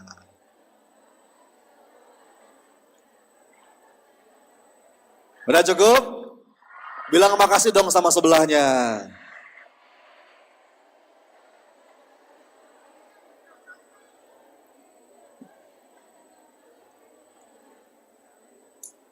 Bukan apa-apa Bu. Kenapa sih sekarang tuh orang makin susah bahagia? Karena seakan-akan kita tuh kayak makin individualis. Ya nggak sih? Nggak ada empatinya. Dan Bu, ada satu hukum dalam hidup namanya reciprocity, the law of reciprocity. Apa itu? Hukum keterhubungan. Bu, makanya yang lepas kalau doain orang tuh. Kenapa? Karena kalau kita doain orang, sebenarnya balik. Siapa yang bakal balik doain kita? Malaikatnya Allah. Yang lepas Bu kalau doain orang tuh. Itu gak kemana-mana. Ada orang lagi ada masalah. Kalaupun Anda belum bisa bantu fisik, Anda belum bisa bantu materi, minimal Anda sebut namanya dalam doa. Ya Allah, mudahkan urusannya ya Rabb. Berkahi rezekinya. Itu yang paling minimal yang bisa kita lakukan. Syukur-syukur bisa Anda bantu dengan materi, dengan doa, dengan apa? Tenaga, itu lebih baik. Jadi lakukan banyak-banyak kebaikan, itu membuat hubungan kita dengan sekitar kita kuat dan membahagiakan. Bungkus? Sudah 2 yang kita bahas. Kita mau bahas berapa Bu? 3. Tadi yang pertama apa? Kebahagiaan materi. Jadi bagaimana caranya supaya bisa menemukan kebahagiaan materi? Yang pertama, gunakan materi untuk beli pengalaman, bukan beli barang. Yang kedua, gunakan uang kita untuk membelanjakan kebutuhan orang, ya, bantuin orang, nyenengin orang. Bahkan kata Nabi SAW, Bu, di antara amal yang paling dicintai Allah itu apa? Memasukkan rasa bahagia di hati saudara kita. Ya, di antara amal yang dicintai Allah itu membahagiakan orang. Kita lepaskan kesusahannya. Jadi berhentilah jadi orang pelit, itu yang pertama. Yang kedua, kebahagiaan sosial. Relationship happiness. Jadi bagaimana caranya supaya punya hubungan yang baik dan bahagia? 1, luangkan waktu. Luangkan waktu untuk membangun kenangan indah. Terutama dengan orang-orang yang kita cintai. Dengan anak, dengan pasangan, dengan keluarga, dengan tetangga. Ya. Makanya saya setuju tuh kalau ada majelis taklim punya program rihlah gitu ya. Jalan kemana, ya nggak usah jauh-jauh, walaupun cuma di sekitar Bogor, itu bagus. Makan bareng, ya, senang-senang bareng, itu bagus. Jalan bareng, ya. Kalau perlu nanti bikin tabungan umroh bareng, amin. Amin. Ya. Lalu yang kedua, matematika cinta. Kalaupun kita manusia Bu, kita pasti nggak selalu baik. Ada kalanya mungkin sengaja atau tidak kita bersikap buruk kepada orang. Yang penting Anda paham teorinya. 1 keburukan itu perlu dibasuh dengan 5 kebaikan. Namanya membasuh luka. Kita sebagai orang tua mungkin secara tidak sengaja Bu, kita pernah membuat luka kepada anak, membuat luka kepada pasangan, membuat luka kepada saudara. Ya udah, istighfari itu, tapi basuh luka itu dengan 5 kebaikan. Nah, setelah itu bunda sekalian, baru kita masuk ke puncaknya. Apa yang puncak itu? Spiritual happiness. Spiritual happiness. Nah, Mas Oni, bagaimana sih Mas caranya supaya kita bisa menemukan spiritual happiness? Ada beberapa penghalang, Bu.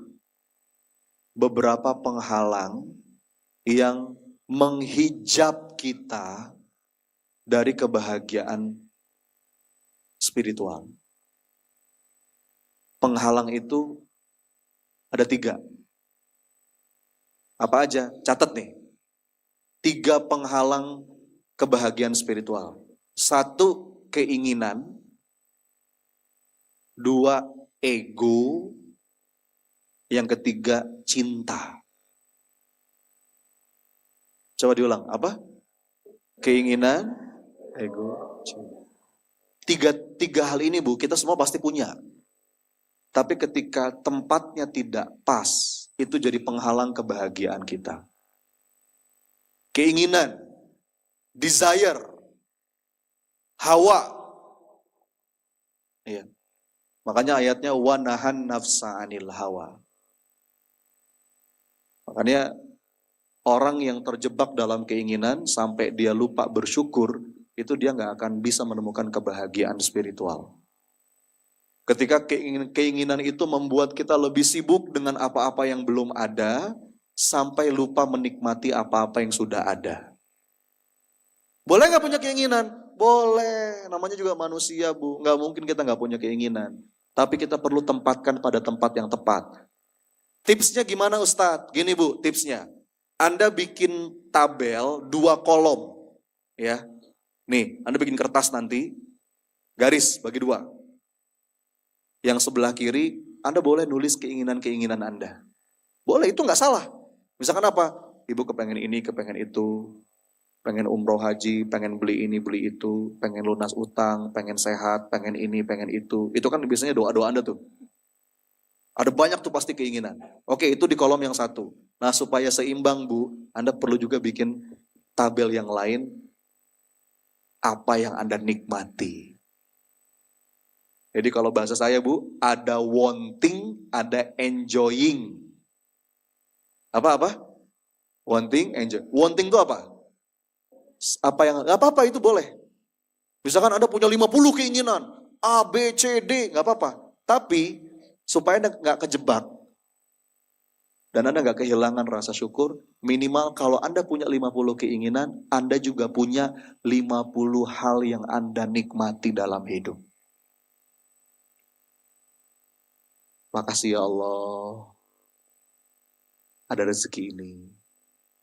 Makasih ya Allah, makan masih enak. Makasih ya Allah, masih dikasih nafas. Makasih ya Allah, anak-anak sehat. Jadi kalau Anda punya 50 keinginan, minimal seimbangkan dengan 50 hal apa yang Anda syukuri. Itu tipsnya Bu. Jadi supaya kita nggak terjebak dengan perasaan pada apa-apa yang belum ada. Karena kata para ulama, orang yang tidak sadar atas nilai suatu nikmat, biasanya dia baru sadar ketika nikmat itu sudah hilang dari dirinya. Betul Bu? Kita baru sadar nikmatnya sehat kalau lagi sakit, kita baru sadar nikmatnya nafas kalau lagi sesak, kita baru sadar nikmatnya keberadaan seseorang ketika orang itu udah pergi meninggalkan kita. Kadang-kadang ketika dia lagi ada, kita nggak sadar itu nikmat. Ketika dia udah nggak ada, kita baru sadar itu tuh nikmat dari Allah. Jadi keinginan boleh? Boleh. Tapi kalau bisa seimbangkan apa yang kita inginkan dengan apa yang kita syukuri. Oke ya Bu? Itu hijab pertama tuh. Supaya kita tidak terhalang dari kebahagiaan spiritual. Yang kedua, apa tadi yang kedua? Ego. Ego ini juga sama nih Bu. Bisa menghijab kita dari kebahagiaan spiritual. Apa di antara ego itu? Di antara ego itu bangga diri, merasa berjasa, merasa paling, berharap diakui. Biasanya kalimatnya begini, Ustaz, dia itu Ustaz, kalau nggak ada saya, nggak bisa kayak gitu Ustaz. Dia itu bisa kayak gitu Ustaz, karena saya. Kalau kalimat itu masih suka keluar dari mulut kita, Bu, saya pastikan Anda akan menderita dalam hidup. Capek luar biasa.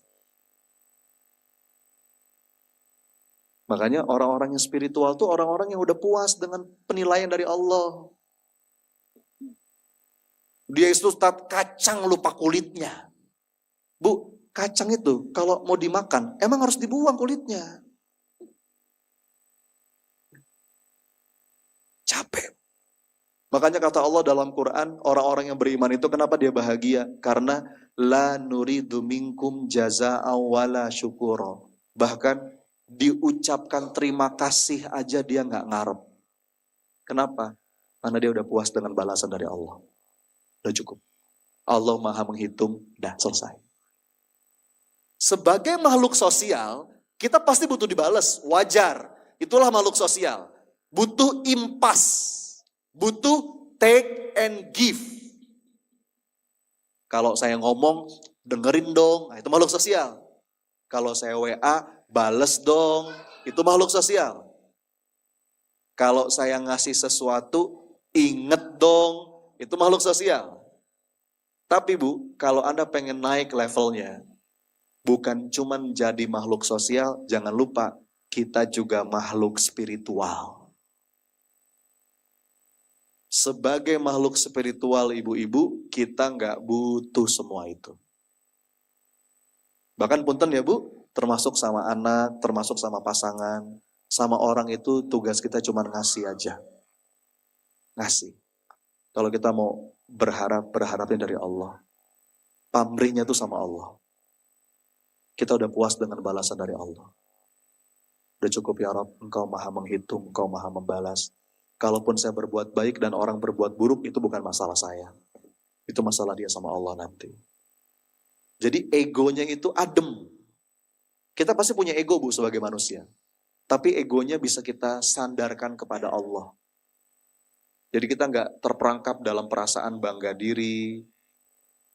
Kita lepas kemelekatan. Bahkan Bu, mestinya ya, kalau kita pernah berbuat baik sama orang, itu semestinya yang paling bersyukur itu siapa? Kita atau orang? Kenapa? Kenapa kita mesti yang paling bersyukur? Karena kita yang dipilih Allah untuk jadi jalan kebaikan. Betul nggak? Allah itu kalau menolong dia Bu, bisa nggak lewat jalan manapun? Tapi Allah menggerakkan kita. Allah memilih kita. Allah mengilhamkan kita. Allah ngasih kita hidayah. Sehingga akhirnya kita pernah bantu dia. Harusnya kita yang bersyukur, makasih ya Allah Engkau milih aku. Padahal Engkau bisa milih yang lain.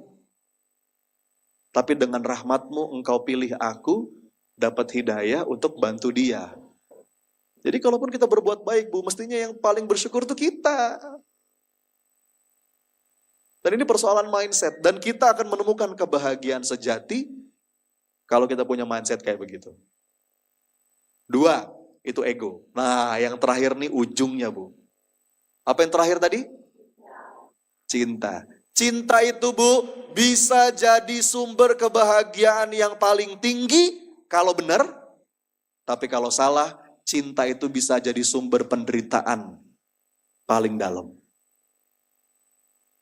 Makanya sampai kata Allah dalam Quran, wa tuhibbunal mala hubban jamma.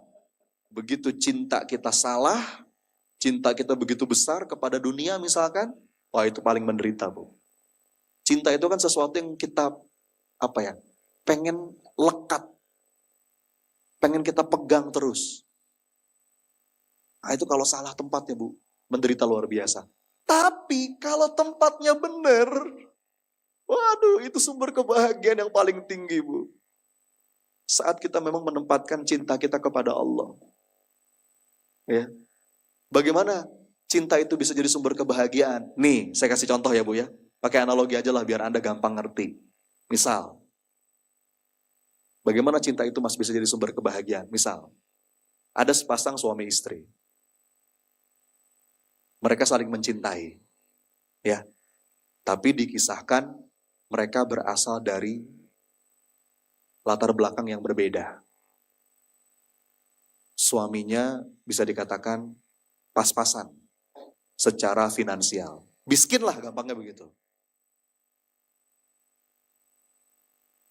Iya.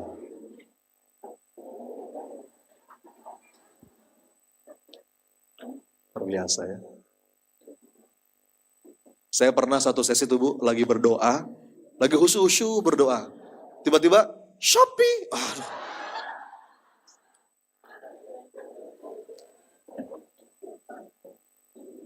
Makanya kalau lagi ngaji handphonenya di silent ya. Lanjut. Ada dari sampai mana tadi?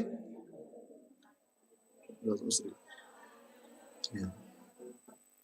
Tentang cinta ya. Ada suami istri. Suaminya miskin. Tapi si perempuannya ini bisa dikatakan dari orang yang berada. Orang yang punya uang. Dan mereka saling mencintai. Dapat restu. Dan alhamdulillah mereka menikah. Ini kisah imajiner lah Bu. Saya mau menggambarkan betapa cinta itu luar biasa pengaruhnya Bu. Ya. Ketika mereka menikah, mereka memutuskan untuk hidup mandiri. Mereka mulai dari nol. Suatu hari, si suaminya penasaran. Dia nanya sama istrinya, wahai istriku, Dek, aku boleh nanya gak sama kamu? Kenapa Mas? Aku tuh heran aja sama kamu. Dulu itu kamu fasilitas serba ada. Dulu kamar kamu enak, ber-AC, spring bednya yang paling bagus, nyaman. Sekarang kamu nikah sama aku, kita mulai dari nol, kita tinggal di kontrakan kecil, kasurnya tipis, pakai kipas angin. Kok kamu mau sih bersama aku? Dulu kamu ada supir, tiap hari siap antar jemput, pakai mobil. Sekarang kamu nikah sama aku, paling aku bisa nganterin kamu pakai motor. Kadang-kadang kita kehujanan, kepanasan. Aku tuh heran aja, kok kamu mau sih bersama aku? Dulu kamu setiap hari kalau makan itu menunya ganti-ganti. Bahkan kamu punya chef pribadi. Sekarang kamu nikah sama aku, tiap hari makannya apa?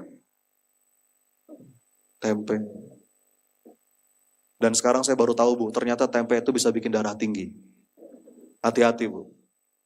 Hari pertama tempe, hari kedua tempe, hari ketiga tempe lagi, tempe lagi.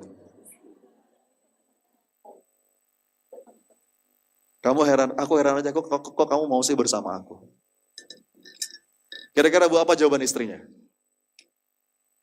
Apa jawaban istrinya? Dalam bayangan saya, si istri bakal ngomong gini, Mas, kok kamu ngomong gitu sih? Emangnya kamu pikir karena itu semua? Enggak Mas. Mas, buat aku Mas, aku gak peduli Mas. Susah, seneng, makan apapun, panas, dingin, hujan, terik. Yang penting Mas, engkau gak jauh-jauh dariku.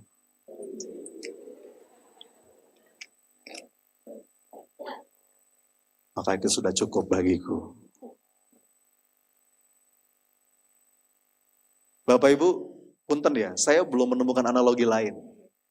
Tapi analogi ini sering saya pakai untuk menggambarkan cintanya seorang hamba kepada Allah. Persis kayak gitu analoginya. Kalau Anda pernah bertanya, Mas, kenapa ya Mas, para nabi, para kekasih Allah itu, kalau kita lihat, berat hidupnya. Tapi mereka itu orang-orang paling bahagia dalam hidupnya, Bu. Allah yang bilang, Inna awliya Allah la khaufun alaihim walahum yahzanun. Kok bisa ya? Ini rahasianya, Bu. Kalau yang kita harap itu dicintai Allah, disayang sama Allah, bangga ya Allah, bebas. asal engkau gak jauh-jauh dariku, aku gak apa-apa. Aku gak apa-apa ya Allah. Bukankah rezeki yang paling besar itu adalah engkau ridho padaku ya Allah. Ada masanya kita dipuji orang, ada masanya kita dihina orang. Ada masanya kita punya uang, Bu, ada masanya kita gak punya uang. Ada masanya kita mendapatkan sesuatu, ada masanya kita kehilangan sesuatu. Itulah pergiliran episode kehidupan. Watil kal ayyamu nudawiluha bainan nas. Saya jamin, Bu, gak mungkin kita di atas terus, ada masanya kita jatuh terperosok ke bawah, betul? Gak mungkin kita sehat terus, ada masanya kita sakit. Tapi bagi para kekasih Allah, gak apa-apa ya Allah. Asal engkau bersamaku, aku gak apa-apa. Orang mau ngomong kayak gimana pun, ya, asal engkau ridho pada aku gak apa-apa. Ya Rabbi, ambil semua yang hendak engkau ambil ya Allah. Tinggalkan apa yang hendak engkau tinggalkan ya Allah. Asal engkau bersamaku, aku gak apa-apa. Justru penderitaan terbesar orang yang sedang mencintai itu adalah ditinggalkan yang dia cintai. Ya. Jadi Bu, bangun. Dan mendadak Bu, kalau sudah cinta itu, ingin dan ego jadi gak penting. Ya. Ingin itu kan nafsu. Ego itu kan keakuan.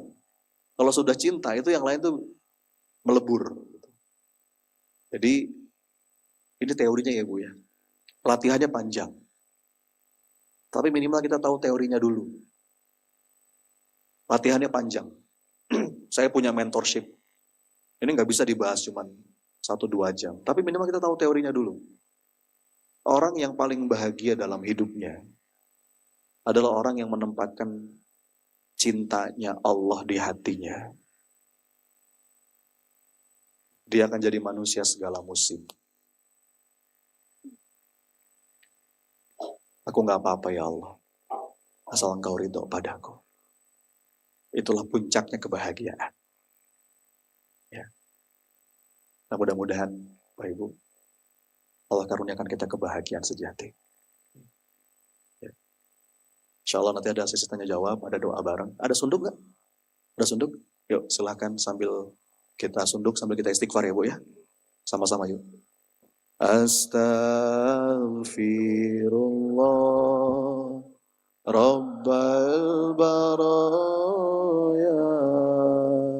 Astaghfirullah minal khataya. Astaghfirullah Rabbal baraya. Astaghfirullah minal khataya. Astaghfirullah Rabbal baraya. Astaghfirullah minal khataya. Astaghfirullah Rabbal baraya. Astaghfirullah minal khataya. Bapak Ibu sebelum kita doa bareng mungkin singkat aja ya. Silakan kalau ada yang mau bertanya, 1-2 orang singkat saja. Mangga kalau ada.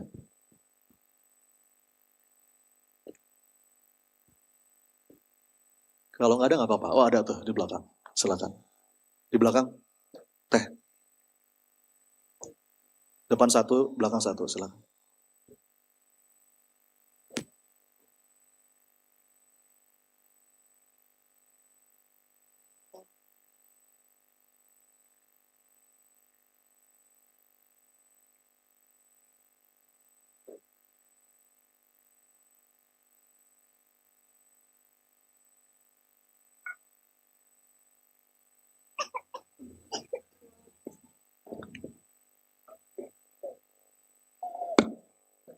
Assalamualaikum warahmatullahi wabarakatuh, Ustaz. Alhamdulillah saya senang banget ada tema bahagia. Mengikuti kajian tema bahagia. Makanya saya dari Bojong jauh-jauh datang ke sini disempetin. Sebenarnya banyak yang ingin saya tanyakan Ustaz, tapi nanti takutnya nggak ada waktu. Nggak banyak waktu, cuman siapa yang bertanya Ustaz? Bagaimana dengan set boundaries ya Ustaz? Misalkan menjaga batasan terhadap saudara atau teman yang toksik atau yang suka ngeluh atau sedikit-sedikit pinjam duit karena kita kan gak selalu ada. Terkadang bukan karena kita gak pengen ngasih, kadang-kadang kita pengen ngasih pas dia minta kita gak ada, kita jadi bertambah sedih ya kan. Yang kedua saya ingin bertanya soal, kan sekarang ramai itu ya, sholawat ini, zikir ini supaya cepat kaya atau pengen uang berapa miliar, berapa juta, salawatnya segini, begini gitu. Itu gimana ya Ustadz ya? Kadang kita kan tergiur, masa sih gitu. Tapi kan nanti jadi ada rasa kok sholat kita jadi nggak murni untuk Rasulullah. Seperti ada keinginan hanya untuk kaya, itu gimana Ustadz ya? Terus yang ketiga terakhir, maaf ya Ustadz pertanyaannya banyak banget. Saya kan senang menulis, alhamdulillah ada buku saya yang terbit. Cuma semakin kesini memang susah untuk menerbitkan buku. Dan itu membuat saya agak frustasi juga. Sementara saya kan senang berbagi ilmu. Saya ikut kajian, baca buku. Itu pasti saya langsung pengen membaginya lewat tulisan. Itu gimana ya Ustadz ya pencerahannya? Kalau saya berhenti nulis, kan salah satu kebahagiaan itu kan berbagi, salah satunya berbagi ilmu gitu kan. Kalau saya berhenti nulis, nanti kebahagiaan saya pasti akan berkurang gitu. Mohon pencerahannya Ustadz. Kasih. Terima kasih Bu. Nah, langsung 3 pertanyaannya ya. Cukup lah ya. Saya jawab dulu yang terakhir. Jadi hari ini Bu, ini era di mana terbuka sekali untuk berkarya dan berbagi. Jadi ya teruskan nulisnya. Dan gak harus ideal ya. Jadi teruskan, itu bagus Bu. Kalau kita baru bisa berbagi lewat artikel, lewat sosial media, nggak apa-apa Bu berbagi, nggak usah mikirin. Mungkin kita nulis di sosial media yang like cuma 2 orang gitu ya. 1 ibu kita, yang kedua kita sendiri. Nggak apa-apa, mulai aja.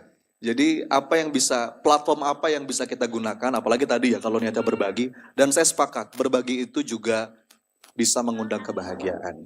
Jadi jangan langsung ideal, wah kepengen buku saya diterima oleh penerbit, itu ada prosesnya. Ya. Tapi proses itu perlu kita mulai dari langkah pertama. Jangan berhenti berkarya. Lakukan apa yang kita bisa. Bisa ngomong? Bisa. Apalagi sekarang banyak platform. Mau lewat TikTok, mau lewat Instagram. Niatkan berbagi. Nanti Allah Maha tahu niat kita, mudah-mudahan dengan izin Allah semakin luas manfaat kita. Gitu ya. Dan yang kedua juga sama tuh. Ini perkara proses aja. Zikir tadi. Gimana Ustadz? Zikir supaya kaya. Gimana Ustadz? Sholat duha supaya utang lunas.